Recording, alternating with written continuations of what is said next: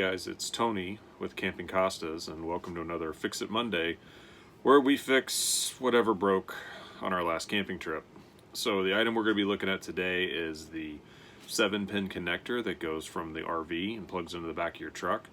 On our last trip, when I went to plug in, when we were getting ready to leave, I noticed that there was some pretty severe damage to the cord right near the connector. Luckily, right at the same time that we discovered the damage, we were contacted by RVGUARD to do a partnership, and this is one of the products that they manufacture and sell. Is a great kit that that you can replace your 7-pin connector with.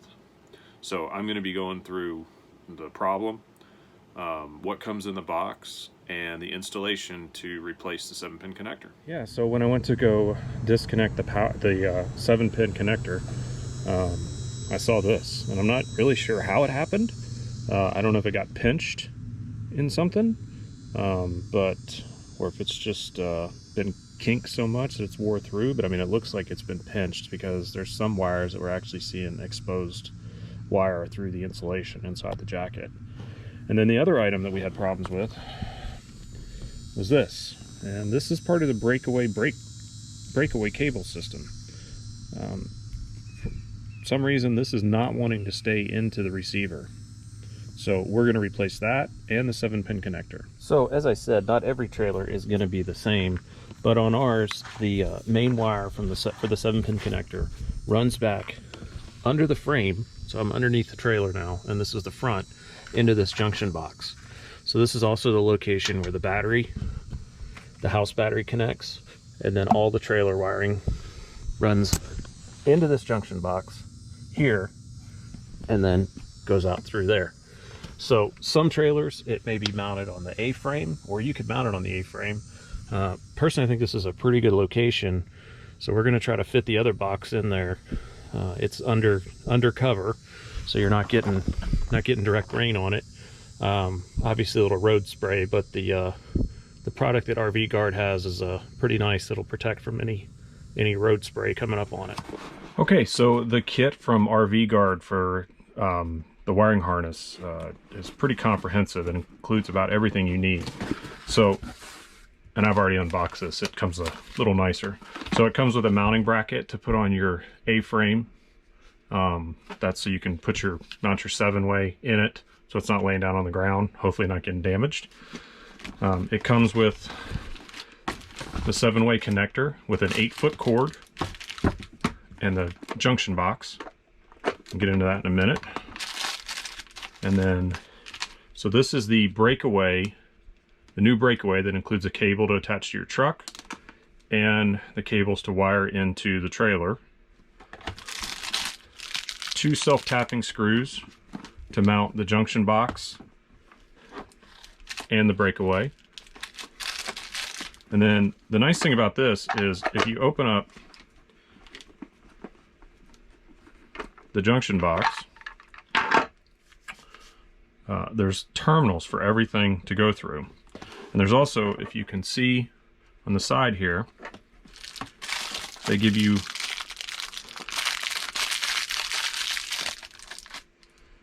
connectors to run your wires from your trailer through, and there's also cable clamps that can be tightened down so that nothing is loose and rattling around in there. So tools that you'll probably need to complete this installation, I'm going to keep saying this, but every trailer is a little different, but I'm going to guess that pretty much everybody's going to need these based on what I'm seeing. So I have some wire strippers, crimpers, multimeter, or a 12-volt test light, screwdriver. This is just a little cheap combo driver that I keep. I get them at Harbor Freight. They're super cheap, and I can leave them in the truck in the RV. A socket with a 3/8 inch socket and extension, and I'll show you what that's for here in a minute. And then some nut drivers to drive in those self-tapping screws to mount stuff to your frame. Also, you're going to need probably some ring terminals, and then heat shrink tubing to go around the ring terminals after you make them, and then some you know, zip ties to make sure everything's secured on the frame so you're not dragging anything. So I'm going to do two things here while I'm sitting at the table instead of up under the RV to make life a little easier on myself. The first thing I'm going to do is I'm going to take my 3/8" socket and I'm going to go through and just release the pressure on these nuts that are on these terminals, and then that way I don't have to, you know, I can just hand loosen it. I'm going to leave them on. I don't want to lose them, but now I can just have them that they're finger loose and I don't have to be one less step to work on your back. So you'll notice the different colors of the terminals. These are standard colors for a 7-pin harness and what the wires correlate to.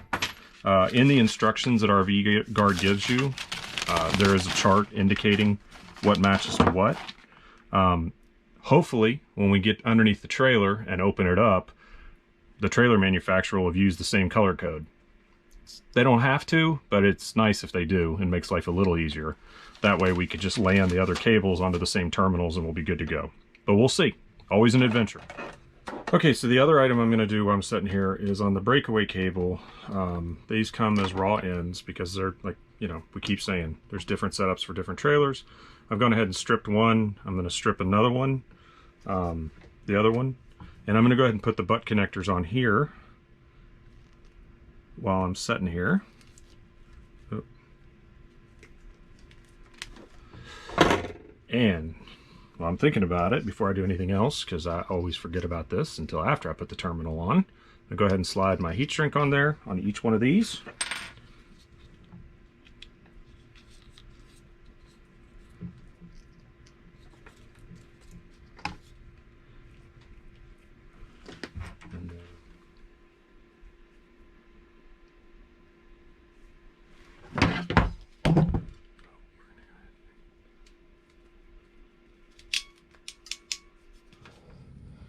So it's kind of tough to see up here and get a good camera angle, but I'm going to go ahead and take the cover off that junction box and then we'll see what's inside.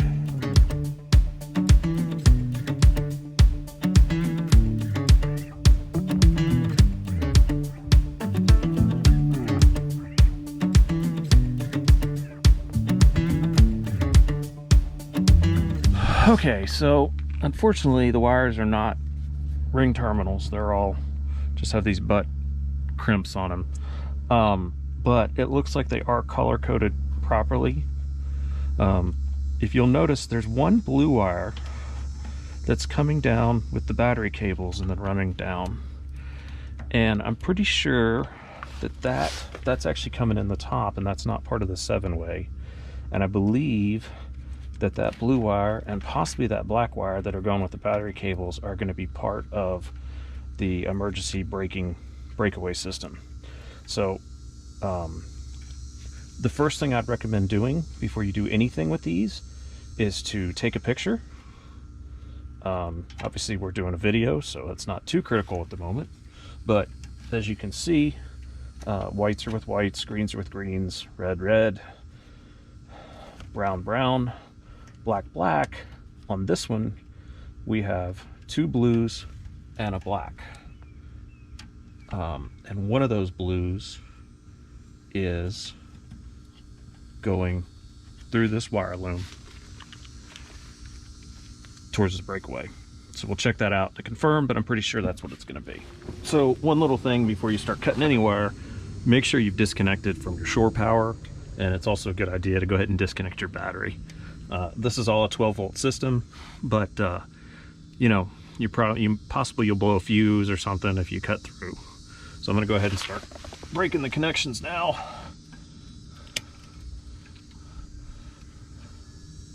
And the other thing is I'm going to keep these just in case if I need to match something back up again.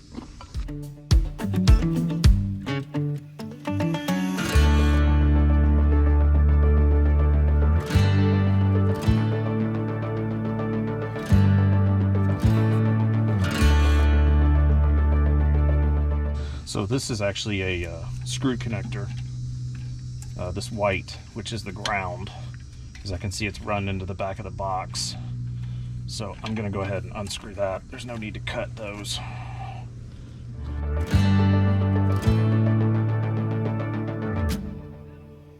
And one of these is screwed into the frame, which I'm gonna save and repurpose that whenever we put everything back together. So now I can pull the connection cord out and make a little room. One item I didn't mention, but you'll probably need, is you will need a screw gun. This frame is screwed into the box, and then it's got the ground screw there. So I'm gonna go ahead and unscrew those, and then I'll work out this clamp, which is just a push connection right there. And then you can pry it up and release it.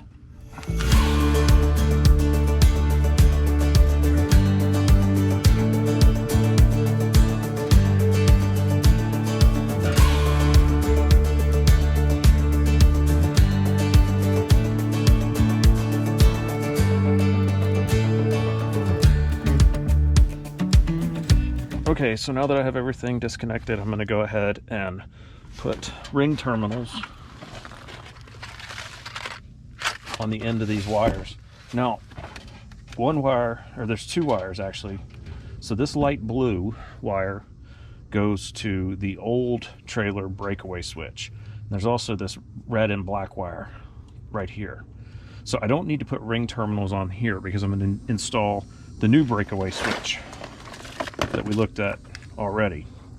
So basically all this is a switch, and you can see power comes from your battery and it runs through here, and if this cable pulls out in an emergency, which you would attach the other end of this cable to your truck, then it closes the switch, which would send power, it used to send power through this blue wire to apply the brakes. Now I've got these two new wires that I'm going to connect. So one of the wires will be connected to the battery, and then the other wire will be connected to the blue terminal in the new box. So one item of note is this yellow wire. This is for backup lights. My RV does not have backup lights on it. I wish it did, but it doesn't. So you'll see there's no yellow wires up here to connect to. Another item, if you're doing this on a trailer that doesn't have electric brakes, you may use that backup light circuit to disengage a surge brake. RVs don't normally have surge brakes, they have electric magnetic brakes, but some boat trailers on larger boats, like mine for instance, has a surge brake, but it has a mechanical lockout that whenever I start backing up, it disengages those. So that's one thing you might get a little confused, don't have to worry about normally on most RVs, unless you do have backup lights, which is a nice feature. So I'm going to go ahead and put ring terminals on everything, and then we'll start doing connections.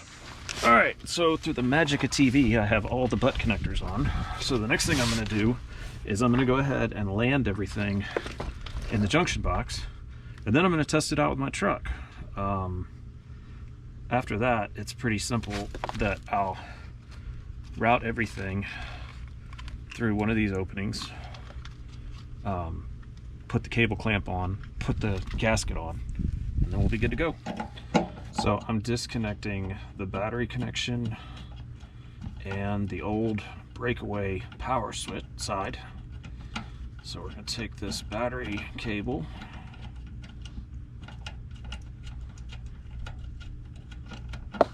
take it off, and then we'll pull. So that's the old power side of the breakaway. It doesn't matter with the new breakaway which side you put power to, because it's just a switch anyway, so it's going to go either way. And I'll pull that out of the wire loom here in a minute.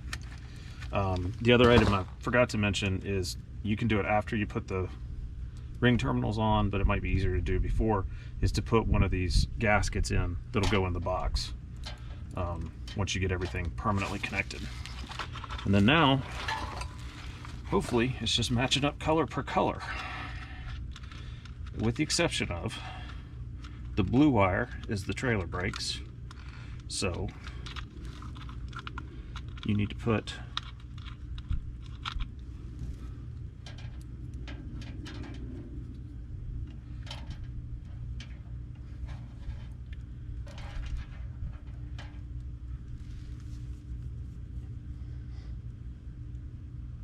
if you remember on our previous, it was a little confusing because, and this is why I saved these. So we had a blue, and this black, which is this black right here. So there's also a black that is the 12-volt wire that you can see goes back to this power block.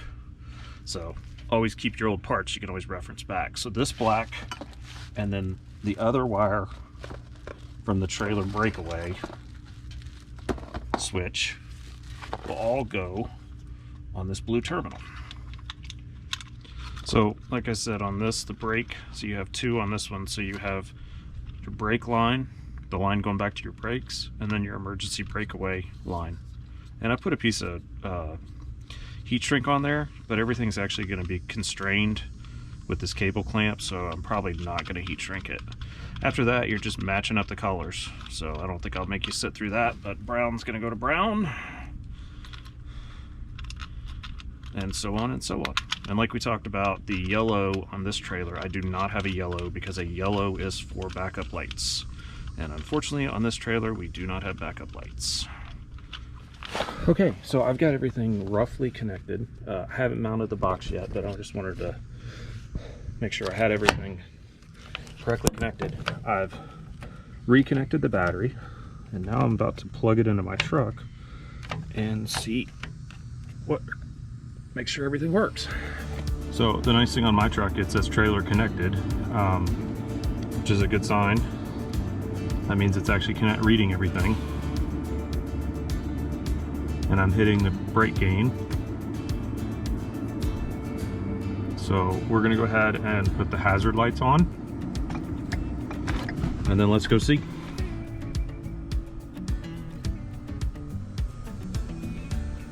So the hazard lights are working. So now I have the lights turned on and the hazards going. So you can see that light's on and that light's off, going, flashing. So the next thing, we're gonna do left blinker. You can see the lights are still on, the marker lights.